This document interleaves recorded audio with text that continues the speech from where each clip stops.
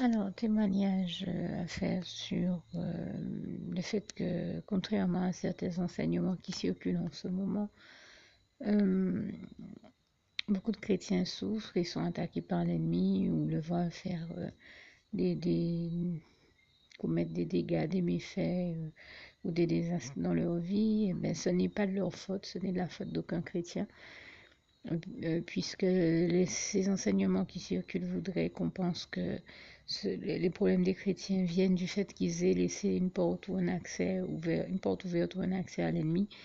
Le problème ne vient pas du fait qu'ils aient laissé aucune porte ouverte à l'ennemi, mais tout simplement que même quand on n'a pas de porte ouverte à l'ennemi dans sa vie, quand on n'en a pas laissé, l'ennemi qui est l'emmerdeur de la classe en réalité, celui qui trouve toujours un moyen d'emmerder les chrétiens, en fait qui essaie toujours de tout faire pour emmerder les chrétiens, et il ne s'agit surtout pas pour eux d'en culpabiliser. Ils ne sont pas à l'origine de ce qu'ils vivent, mais l'ennemi seul est toujours à l'origine de tout désastre, tout désordre, toute situation problématique et de toute souffrance vécue par l'humanité, puisqu'il est en réalité celui qui en est à l'origine et qui les gère, qui les génère. Jamais Dieu ne génère jamais de souffrance humaine, mais l'ennemi seul les génère toujours.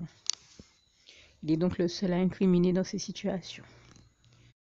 Je crois en fait que beaucoup véhiculent ce message sans se rendre compte que c'est l'ennemi qui utilise leur bouche pour le véhiculer et amener par ce biais-là même, bon nombre de chrétiens à culpabiliser en se disant, eh bien, si j'ai été attaqué par l'ennemi ou que j'ai eu des représailles, c'est parce que j'ai fait telle ou telle bonne chose ou telle ou telle. Nous ne devons jamais, c'est vraiment un enseignement que j'ai reçu du Seigneur Jésus et toute la gloire lui en revient. Nous ne devons jamais regretter d'avoir fait les bonnes choses, d'avoir fait les bons choix, d'avoir pris les bonnes décisions et d'avoir posé les bons actes.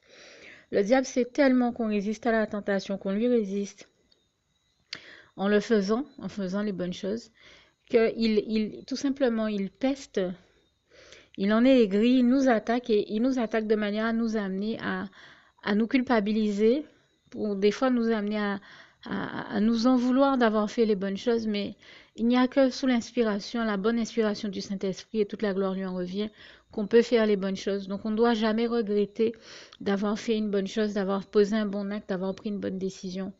Le diable fait tout pour nous amener à regretter ça parce que il est tout simplement aigri et enragé de voir qu'on lui a résisté. Mais résister au diable, c'est vraiment ce à quoi Dieu nous invite dans sa parole, hein, et vous avez aussi ce passage d'Éphésiens où le Saint-Esprit nous invite à ne pas donner accès au diable. Donc quand on ne lui donne pas accès en faisant les bonnes choses et en posant les bons actes, on n'a pas à s'en culpabiliser et à regretter. Le diable est celui qui attaque les gens avec ou sans raison parce que il ne peut pas s'empêcher de faire le mal. Il est le mal par définition et donc il attaque les gens sans nécessairement qu'il y ait de raison pour ça. Des fois, la personne n'a rien fait qui puisse expliquer qu'elle mérite ce qu'elle est en train de subir.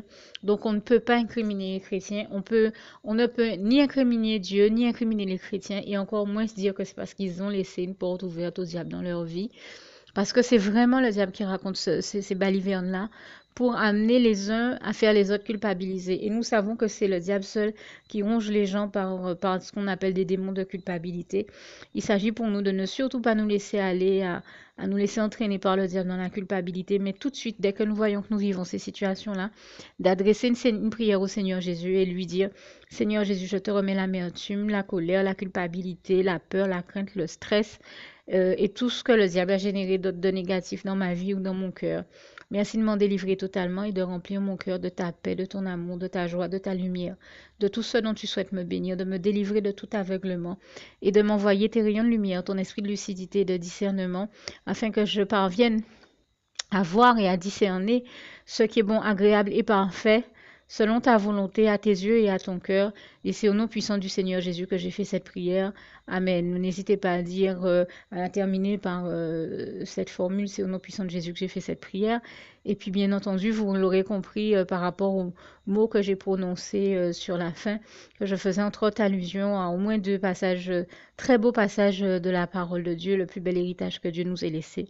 Romains 12, verset 2, oui, où le Saint-Esprit nous invite à discerner ce qui est bon, agréable et parfait selon la volonté de Dieu, et donc bien sûr à l'accomplir selon la volonté de Dieu et ce que Dieu nous inspire de faire et nous donne comme directive et comme direction. Mais aussi, je pense beaucoup à ce très bon conseil du Saint-Esprit qui est écrit en Romains 12, verset 21.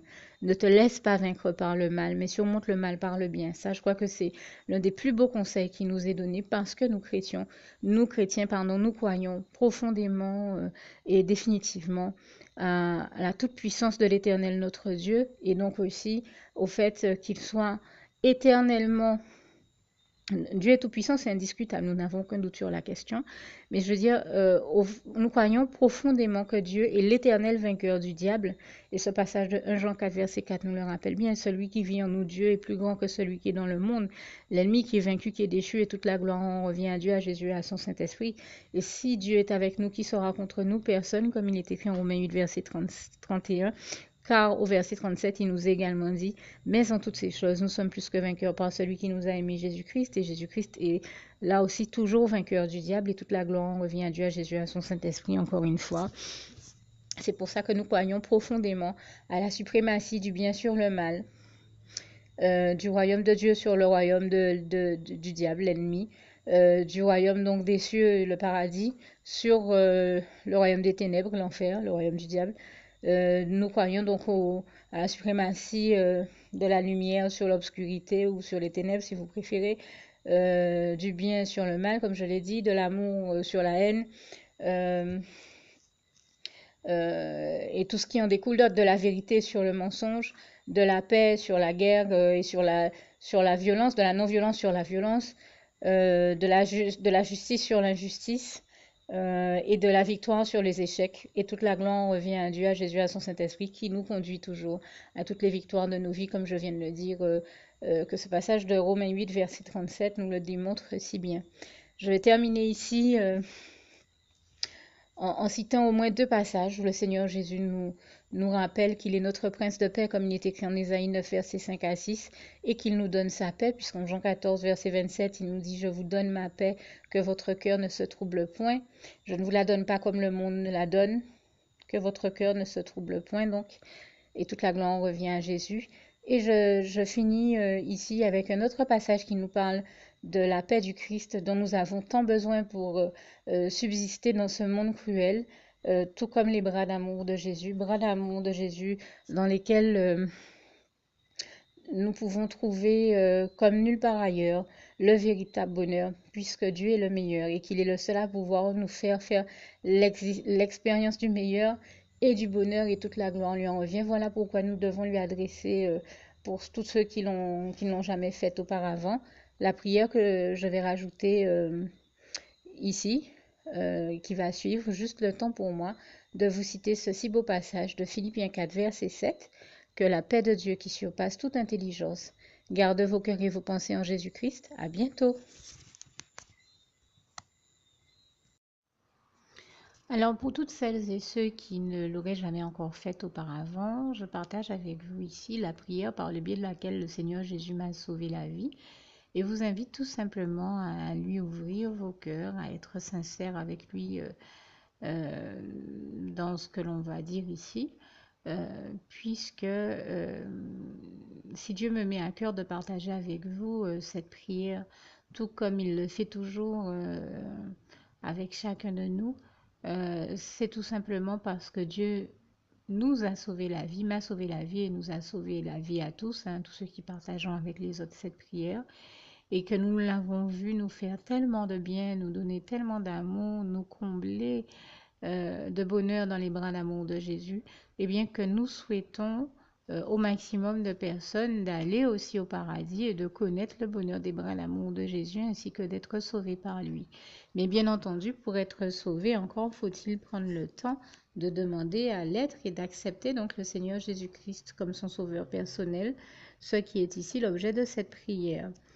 Alors, n'oubliez pas à cet effet qu'il est notamment écrit en Acte 4, verset 12, que Dieu, dans sa grande sagesse, dans sa sagesse infinie, a choisi le Seigneur Jésus-Christ, qu'il l'a mandaté, qu'il l'a délégué pour être le seul sauveur de toute l'humanité et qu'il n'y a aucun autre nom que celui du Seigneur Jésus-Christ qui nous ait été donné, qui ait été donné à toute l'humanité pour être sauvé. Voilà pourquoi nous avons la certitude qu'en acceptant le Seigneur Jésus comme notre sauveur personnel, nous faisons définitivement le bon choix, d'autant qu'il est également écrit en Jean 14, verset 6, Jésus-Christ est le chemin, la vérité et la vie. Nul ne va au Père Dieu sans passer par le Fils Jésus-Christ.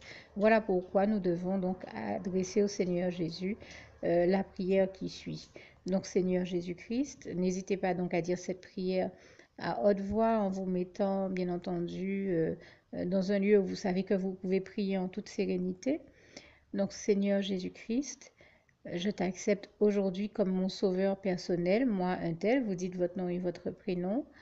Et je te demande aussi, Seigneur, vraiment de continuer à veiller sur moi et sur ma vie. Je remets d'ailleurs toute ma vie entre tes mains, éternel mon Dieu, Jésus d'amour, Saint-Esprit, puisque tu en es le Créateur. Je remets cette vie entre tes mains, je te la donne puisqu'elle t'appartient, puisque tu l'as créée. Et je te demande de me conduire à toutes les victoires et réussites que tu as prévues pour ma vie.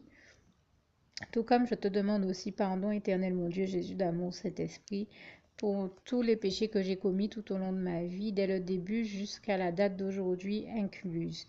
Pardon aussi, Seigneur Jésus, pour toutes les fois où j'ai fait mal à ton cœur.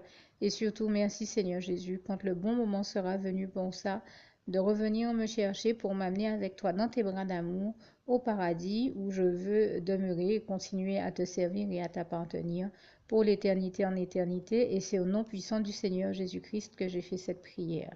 Soyez bénis, vous tous qui avez fait cette prière, que Dieu vous garde et vous bénisse tous, et surtout, n'oubliez pas de partager cette prière avec le maximum de personnes autour de vous, tous vos contacts, famille, amis et bien-aimés, et que Dieu vous en bénisse. À bientôt.